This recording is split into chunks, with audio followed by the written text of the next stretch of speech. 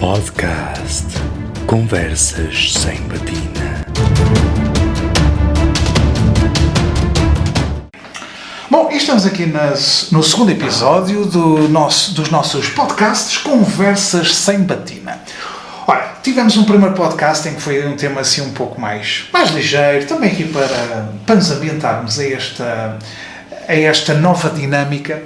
Hoje estou aqui com o nosso Padre Adelino para falarmos sobre um tema.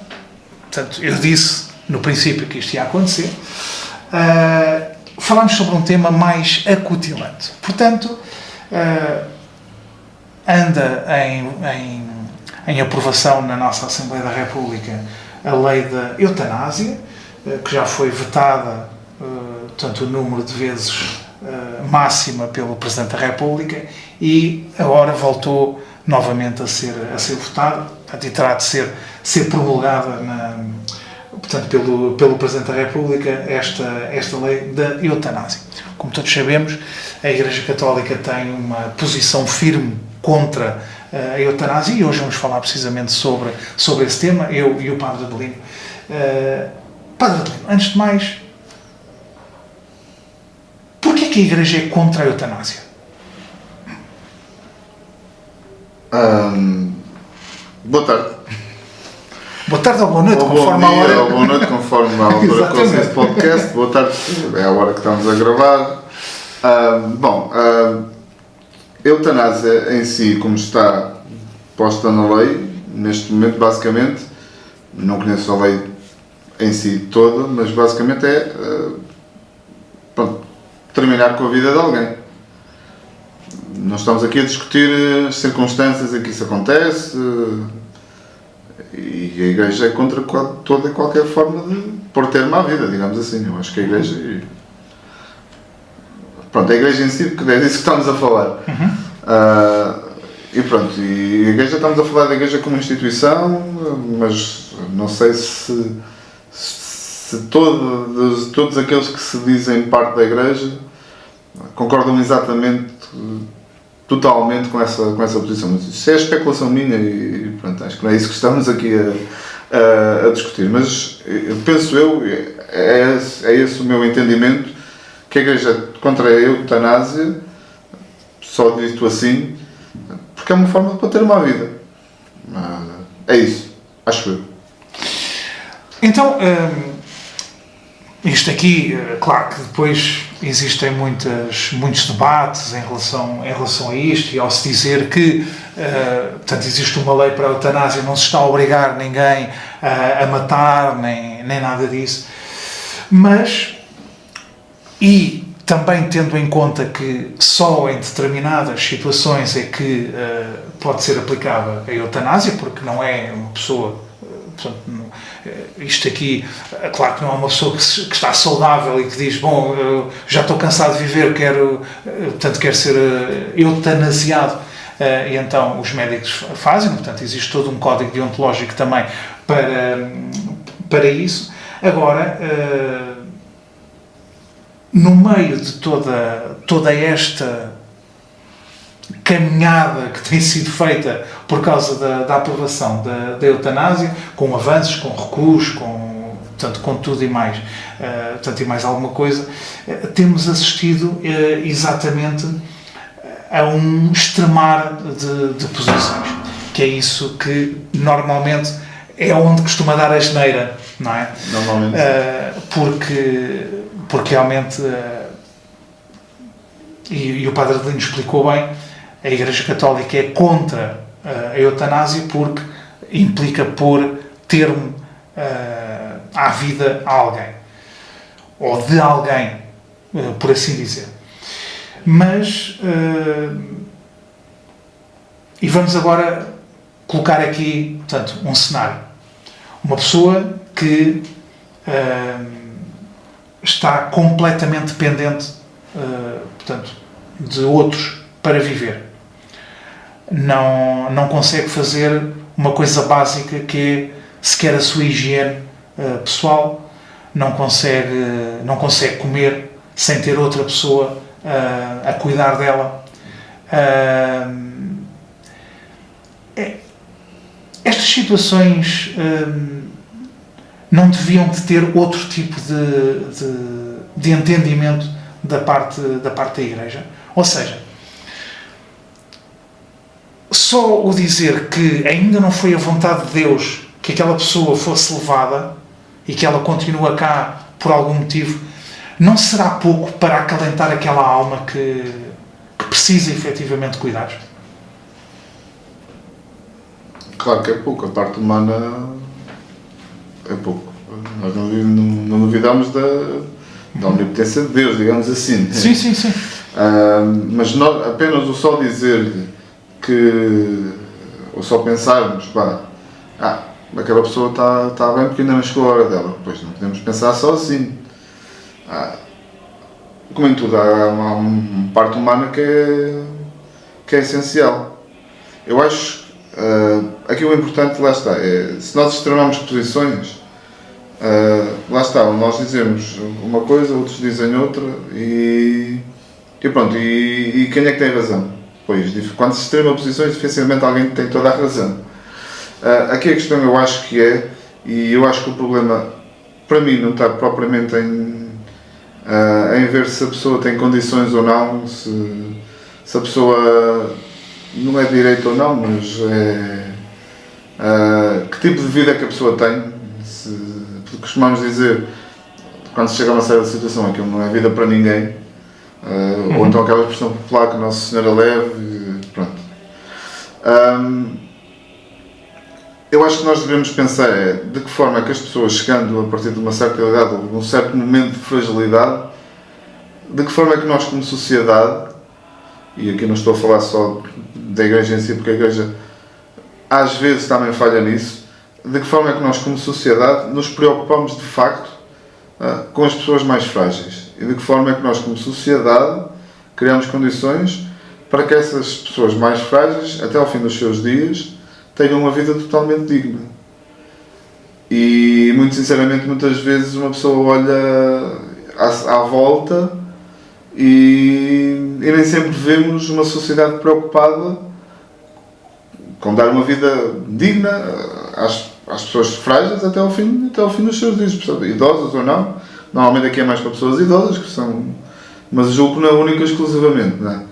Porque nós às vezes olhamos, hoje em dia, sei lá, os lares, as casas de cuidados continuados, são elementos essenciais na nossa sociedade, porque aquilo que nós temos hoje em dia é que é difícil, sei lá, algum filho deixar de trabalhar para ficar a cuidar do pai, dos pais, ou da mãe, deixar de trabalhar e ficar a cuidar deles, porque não tem condições, porque pura e simplesmente não pode deixar de trabalhar, porque senão também não vai ter forma de os ajudar, por uma série de coisas. E, portanto, hoje em dia, os lares, as casas de cuidados continuados são algo essencial naquilo que é a vivência da nossa sociedade. Mas o problema é quando olhamos, acho que percebem essa expressão, olhamos para estes sítios apenas como depósitos de pessoas e deixa de haver esse cuidado. E nesse aspecto, não é só pelos profissionais que trabalham nesses sítios, é muitas vezes os próprios familiares que depositam lá os seus familiares. E às vezes, eu não estou a dizer que é uma forma geral, mas conhecemos muitos casos, acho que todos conhecemos casos, que as pessoas não querem muito saber. Pronto, olha, já resolvi a questão, tem lá alguém que cuida deles, eu não tenho que me preocupar. A questão não está só a ver com os cuidados em si de saúde, eu acho que esses são básicos, não é? São essenciais, mas tem a ver com aquilo que é a parte emocional das pessoas. Portanto, essa questão de que, se alguém que já depende dos outros para tudo, alguém que está só ali, digamos assim, nós acho que temos que pôr a questão antes, ou seja, de que condições é que nós queremos para que as pessoas de facto possam viver até ao fim dos seus dias de uma forma digna. Portanto, para mim pessoalmente eu não ponho essa questão de será que é só pura e simplesmente só contar a eutanásia, ponto. Se pomos as coisas só assim, claro que sim. Agora, temos que ver de que forma é que nós vamos criando as condições para isso. Mas também não podemos, ou seja, estar aqui a prolongar a coisa. Nós hoje em dia temos meios científicos para, se quisermos prolongar mais um bocadinho a vida de alguém, conseguimos fazer isso. Estamos também a ser justos nessa ação, prolongar só porque sim, ou acabar só porque sim. Eu acho que a questão não se pode pôr assim, mas eu acho que aqui a questão vai muito além, e eu pessoalmente devo-lhe dizer, eu não tenho uma opinião muito estruturada relativamente à questão da eutanásia. Eu também não, até porque tive alguém muito próximo nessa situação. Exatamente. Portanto, é uma questão que, portanto, isto e por acaso nos últimos tempos tenho visto até nas redes sociais e tudo isso, muita gente a dizer os católicos isto e a Igreja Católica aquilo, e eu sou católico, ok? E não digo por A mais B que sou totalmente contra a eutanásia, porque lá está, isto é uma decisão pessoal de cada um. Agora, o que nós estamos portanto, o que interessa é nós percebermos a posição que a Igreja Católica, enquanto instituição, não é, defende. Que a Igreja Católica, portanto, e quem ouvir este podcast e depois queira pegar, a Igreja Católica já falhou muito em outras circunstâncias, nós sabemos disso tudo. É feita de homens. Exatamente. Homens e mulheres que são Exatamente.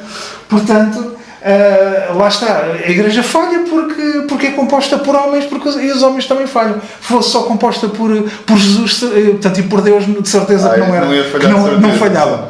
Isso aí não falharia de certeza. Por isso é importante nós também termos esta visão.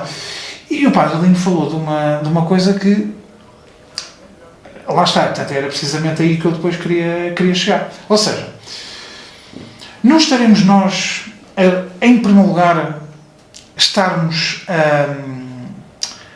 a arranjar uma solução quando devíamos de arranjar uma forma de apaziguar a dor das pessoas. Ou seja, o Padre Lino falou das unidades de cuidados continuados, dos lares. As unidades de cuidados continuados são uma coisa que não existem em quantidade suficiente no nosso país, nem de perto nem de longe. Nem os lares, não. Os lares é o que é, há muitos deles que inclusive são ilegais e depois fazem reportagens na televisão. Porque acho que tivemos essa questão dos lares ilegais. Fazem o tratamento que se dá às pessoas. Fazem uma reportagem na televisão e depois chamam lá os familiares à reportagem. Mas o meu pai, mas fazem aquilo ao meu pai e à minha mãe. E, portanto, muito chocados. E a mim dá-me vontade de perguntar a essas pessoas, mas vocês iam visitar o vosso familiar? Mas é que se fossem, de certeza... mas já estamos a especular. Exatamente. Sim. Por isso. Mas a questão das unidades de cuidados continuados, e aí é extremamente importante, e eu conto aqui uma história muito rápida. Portanto, uma pessoa amiga faleceu há uns anos atrás, portanto, de cancro. E, portanto, ele tinha ligações bem fortes aqui à Póvoa de Santiria, e tinha, portanto, também ligações, portanto, à própria autarquia. Portanto, ele na altura, portanto, ele tinha sido, no mandato anterior, tinha sido Presidente da Assembleia Municipal. Estou a falar de João Quito. Portanto, para quem o conhece aqui da nossa terra.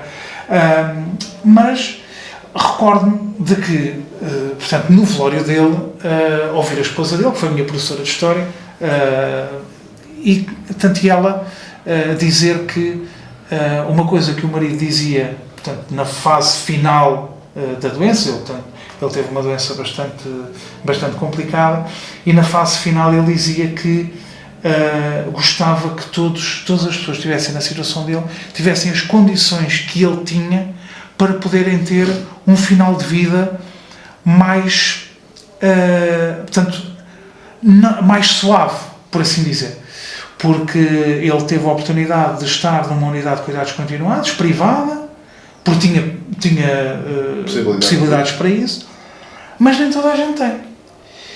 E se calhar, antes de estarmos a falar de eutanásia, devíamos de falar daquilo que são os cuidados continuados. E que, efetivamente, penso que a nossa sociedade tem falhado nessa implementação. Eu concordo.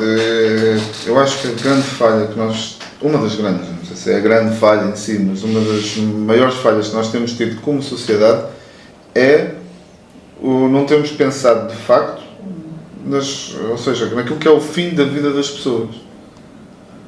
Nós preocupamos com, por exemplo, sustentabilidade da segurança social. Portanto, quem deixa de trabalhar, quem se reforma, quem se aposenta, que são cada vez mais, os números desses são cada vez mais, e os números daqueles que estão no ativo e que sustentam a segurança social são cada vez menos. E a questão tem mesmo a ver com isso, como é que vamos sustentar a segurança social, como é que tem que se injetar constantemente fundos para se manter, e deixarmos de nos preocupar de facto com que são as pessoas. Nós, ou seja, como sociedade ainda não conseguimos de facto, e dizemos de uma sociedade evoluída, e não nos preocupamos com aqueles que já não estão ativos, ou seja, muitas vezes são considerados um peso. O que é que vamos fazer aqueles agora? Quando deixam de ter... ou seja, e concordo inteiramente, tem a ver com nós nos preocuparmos de facto, ou seja, que a discussão tem que ser muito antes disso. Os cuidados paliativos, os cuidados continuados, ou seja, nós temos que criar condições para que o fim de vida seja mais suave, é isso, ou seja mais digno, não acabe por simplesmente numa cama no hospital sem mais. É isso, não é? É assim, o tema da eutanásia acaba por ser um tema bastante complicado, mas para nós que somos católicos importa referir, e eu uso muitas vezes o contar desta história. Nós passamos todos por alturas complicadas das nossas vidas, uns mais, outros menos. Sem dúvida que a questão de estarmos mais presos por uma determinada doença ou o que quer que seja, mas nós, lá está, como católicos, como cristãos, sabemos aquilo que foi, por exemplo, o Calvário de Jesus Cristo até à crucificação, e ele esteve lá, não procurou escapar. Exatamente. E teve oportunidades para isso. Exatamente, e podia tê-lo feito e não o fez. Muitos também poderão dizer, mas ele também se entregou para a morte, não é? Para voluntariamente sofrer a morte. E mas é assim, mas a realidade é que nós, enquanto sociedade, devemos de pensar no tipo de sociedade que nós queremos, portanto, para o futuro, não é? Porque, e volto a dizer, há pessoas que já me disseram, portanto, e pessoas que têm neste momento doenças degenerativas e que sabem como é que vão terminar a vida, e que para elas é um alívio a aprovação da eutanásia. E eu consigo compreender. Sim, eu também. Absolutamente. Compreendo inteiramente, totalmente de acordo. E acredito, e é a minha próxima pergunta para o Padre Adelino, que é: se aparecer alguém que tenha sido, portanto, que tenha morrido por eutanásia, por decisão própria, essa pessoa tem direito à mesma encomendação que tem qualquer outra pessoa, para que a sua alma possa descansar em paz? ou, pelo contrário, consideram que se trata de um suicídio e aí, portanto, aplica-se aquela velha máxima que ninguém tem o direito de tirar a própria vida, pois ela pertence a Deus. Em primeiro lugar, pegando nessa parte do suicídio, ninguém tem direito a tirar a própria vida, pois ela pertence a Deus. Concordo inteiramente com isso. Não estou sequer a questionar isso. Mas quem somos nós para julgar porque é que num momento de fragilidade aquela pessoa cometeu aquilo? Eu não sou ninguém para julgar, eu não sou juiz, portanto, não sou ninguém para julgar. Portanto, não sei o que é que está escrito no direito canónico, mas julgo que lá não diga que não se pode fazer as celebrações das exéquias a uma pessoa que tenha cometido suicídio, que seja totalmente proibido. Eu pelo menos não acho assim, até porque a celebração das exéquias é para nós encomendarmos aquela alma ao Senhor, independentemente da forma como a pessoa tenha morrido, e é também para ajudarmos a família, os amigos daquela pessoa, a ajudar a ultrapassar aquele momento difícil, que, humanamente falando, é dos momentos mais difíceis que nós temos que ultrapassar. Isto relativamente ao suicídio. Principalmente quando se trata de um suicídio, não é? Porque pronto, quando se trata de morte é difícil. Quando se trata de suicídio, ainda mais, porque as pessoas ficam a pensar que falharam em alguma coisa. Precisamente. Ou seja, em que é que eu falhei para que aquela pessoa tenha feito aquilo. Exatamente. Relativamente à eutanásia, acaba por ser muito parecido. Por acaso, pessoalmente, nunca me apareceu nenhum caso, pelo menos que eu saiba. Até porque em Portugal, pronto, a lei foi aprovada agora, mas pessoalmente nunca me apareceu nenhum caso desse género sequer, pronto, que eu tenha conhecimento. Mas se aparecesse, lá está, mais uma vez, eu não sei totalmente como é que estão as leis, e estou a falar das leis canónicas, as leis da Igreja, mas eu não recuso fazer a celebração a quem quer que seja qual for o motivo. Porque, lá está, eu não sou juiz de ninguém. Isso é positivo. Eu não estou a dizer que aprovo tudo. Pessoalmente, eu estou a dizer que eu não sou juiz de ninguém e que todas as pessoas, ou seja, todas as pessoas têm direito à misericórdia de Deus. Eu não sou eu que defino quem é que tem direito à misericórdia de Deus ou deixa de ter. A partir do momento em que eu faço isso, se calhar estou-me a pôr fora da misericórdia de Deus. Isso é positivo e acabamos por tocar noutro tema, que a eutanásia leva também a esta parte do tema, que é precisamente a questão do suicídio. Porque realmente, e agora também percebo que, possivelmente erradamente, temos a percepção que portanto que a questão do suicídio, lá está, apesar de ser um pecado mortal para a Igreja, mas lá está, já não é assim tão fechado quanto isso, a questão de a pessoa cometeu suicídio, então não tem direito a... É um pecado mortal, mas se nós não acreditamos que aquilo foi um momento de fragilidade da pessoa, ou se não acreditamos que Deus nos perdoa as nossas faltas, sejam elas mais graves ou menos graves, digamos assim, se podemos pôr graus de gravidade nos nossos pecados, digamos assim, nas nossas faltas, nas nossas fragilidades, eu estou a duvidar da misericórdia de Deus. Eu não duvido da misericórdia de Deus e, portanto, nós se calhar também cometemos outros pecados mortais. A gula é um pecado mortal, o choro é um pecado mortal, a ira é um pecado mortal. Exatamente. Quem de nós... Nunca cometeu... Eu dei apenas estes 3 exemplos, mas quem de nós nunca cometeu algum destes? É verdade. Por exemplo, e portanto, eu não sou ninguém para duvidar da misericórdia de Deus. Se calhar, pronto, as mentalidades também vão estar um bocadinho mais abertas, digamos assim, vão estar, se calhar no passado, pronto, a malta via, cometer suicídio, isso é tirar a própria vida, e Deus é que nos dá a vida, Ele é que é o autor da vida, Ele é que é o dono, estou a pôr entre aspas, da nossa vida, portanto não somos nós para fazer isso, certo? Mesmo concordando com tudo isso, eu acredito que, pronto, uma pessoa comete um suicídio, lá está.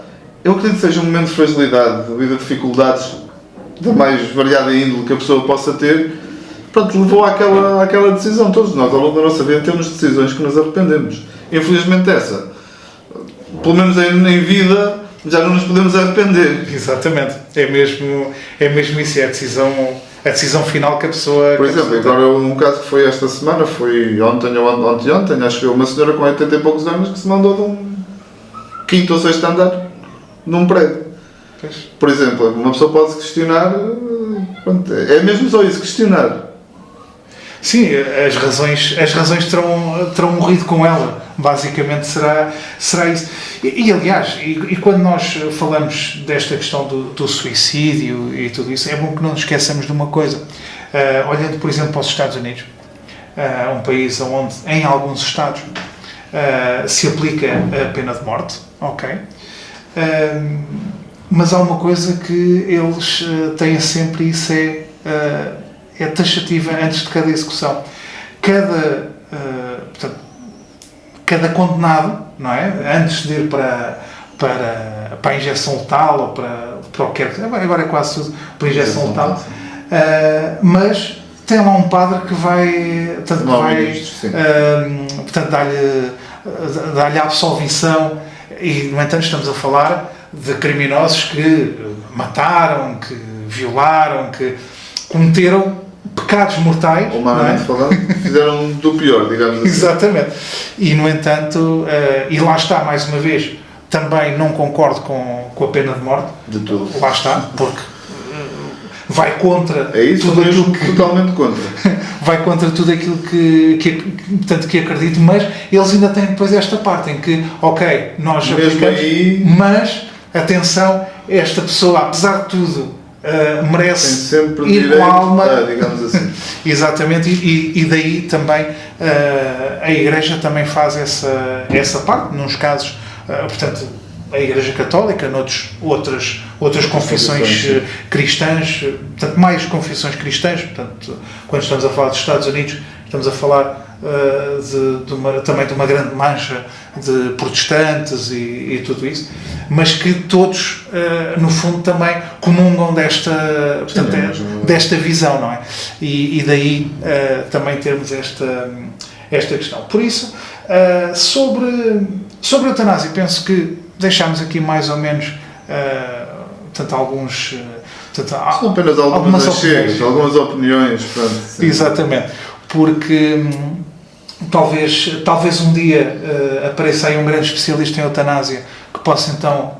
alguém que perceba mesmo disso, que saiba mesmo o que é que, tudo o que está certo, o que está a falar e o que está a dizer, e aquilo que... Até lá, todos nós temos a nossa opinião e a nossa forma de ver as coisas e a nossa vivência pessoal.